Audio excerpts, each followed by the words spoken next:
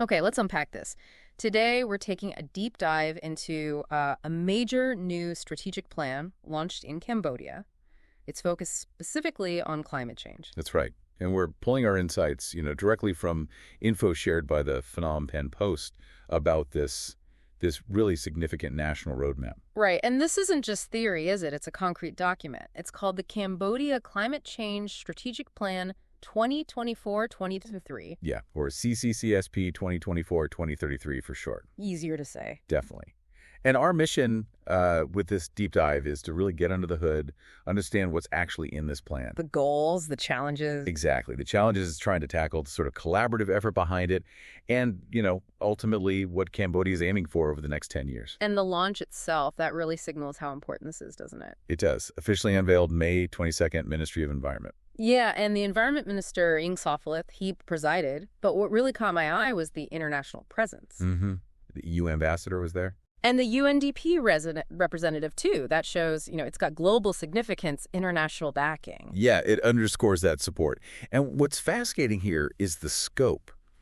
The ministry's Director General of Policy and Strategy laid out 3 key strategic outcomes. Okay, what are they? So first, greenhouse gas mitigation, basically cutting emissions. Some dirt stuff, yeah. Second, strengthening adaptation capacities. Mm-hmm. So dealing with the climate impacts that are, already happening or are definitely coming. Right, preparing for the inevitable. And third, promoting good governance and, interestingly, digital transformation to actually support climate action. Huh.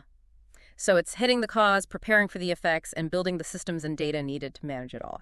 That sounds, pretty comprehensive. It really needs to be. The source material, it makes it quite clear Cambodia is particularly vulnerable here. It's listed as one of the least developed countries, right? Highly susceptible. Extremely susceptible. Yeah. Climate impacts directly threatening key parts of their economy. And there was a statistic mentioned, something about the economic impact, that really drove home the urgency for me. Yeah, this raises a really important point about the economic stakes. Mm-hmm. There's a joint study, the Environment Ministry and the Ministry of Economy and Finance. Okay.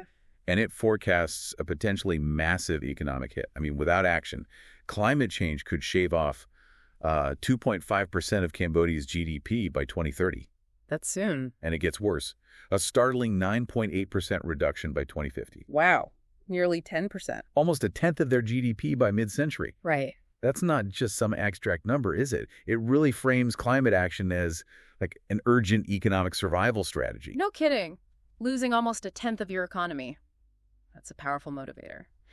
It makes sense, then, what the UNDP representative said. They described the plan as, not just a policy document, but a shared roadmap. Exactly, and that phrase shared roadmap feels very intentional. How so? Well, the stated objective is to anchor Cambodia's future prosperity in green, sustainable growth, but also explicitly aiming to leave no one behind. The inclusivity angle.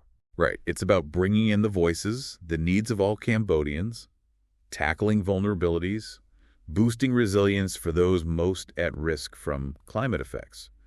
It points towards, equitable development and environmental action going hand in hand. And it looks like there's already quite a bit of international commitment to this shared journey. You mentioned the EU ambassador. Yes, they highlighted their ongoing support. How are they supporting? Through the third phase of something called the Cambodia Climate Change Alliance, the CCCPA program. And this support sounds pretty practical. Like? Technical assistance, helping shape policies, engaging with different stakeholders all across the country. It's hands-on stuff. And part of that support is specifically about bringing in investment, right? I think I saw that mentioned. Absolutely. The EU's Global Gateway Initiative, that was highlighted as a key way to mobilize, substantial climate investment. To help Cambodia hit that carbon neutrality goal by 2050. Precisely. They plan to leverage innovative financial tools. They specifically mentioned blended finance and risk-sharing mechanisms. Yeah. Okay, what does that mean in practice?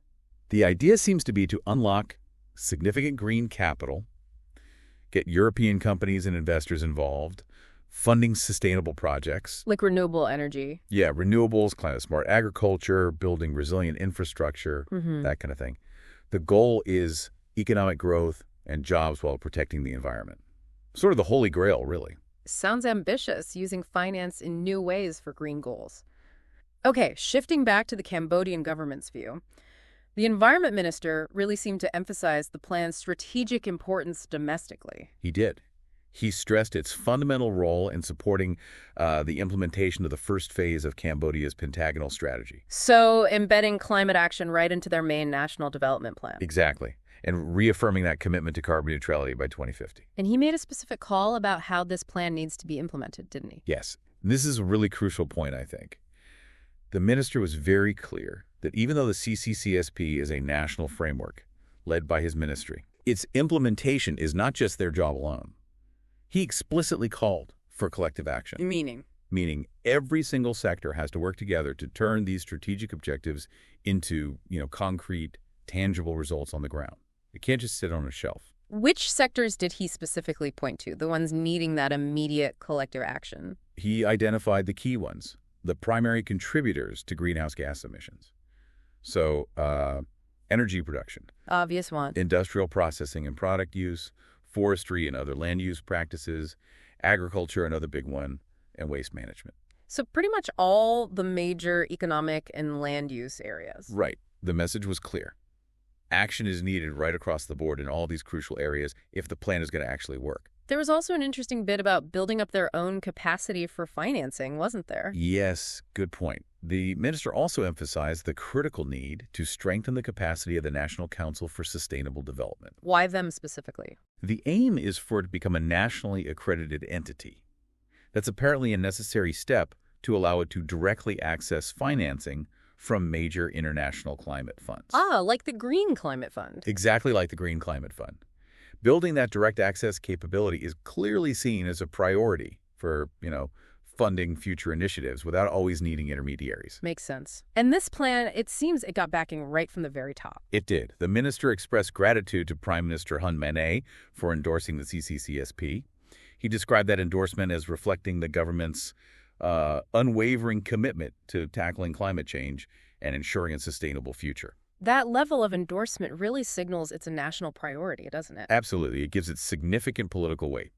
So, looking at everything we've kind of unpacked from the source material here, the CCCSP 2024-2033, it clearly stands out as a pivotal step for Cambodia, wouldn't you say? Definitely. It outlines a comprehensive, decade-long strategy. It's designed to move the country towards that 2050 carbon neutrality goal they've set. And it really brings into focus that vulnerability we talked about Cambodia as an LDC and how that potential really significant economic impact is a major driver behind this urgent need for action, for a robust plan like this. It puts the economics front and center alongside the environment. We've touched on the plan's main focus areas: cutting emissions, building resilience, improving governance. The three pillars, yeah. The clear call for that collective action across vital sectors: energy, farming, waste. The whole economy, really. And the role of international partners like the EU and UNDP, not just, providing support, but actively working to catalyze the investment needed. Which is crucial, given the scale of the challenge. So this isn't just some policy document from far away. It's a roadmap tackling major environmental and economic challenges that, frankly, have global relevance. It shows how climate vulnerability is tied up with national development everywhere. Well said. It's a microcosm of a global challenge. Absolutely. And it leaves you, the listener, with a lot to think about. The minister specifically highlighted two critical needs: that collective action across all sectors and strengthening the capacity to directly access international climate finance, like the Green Climate Fund.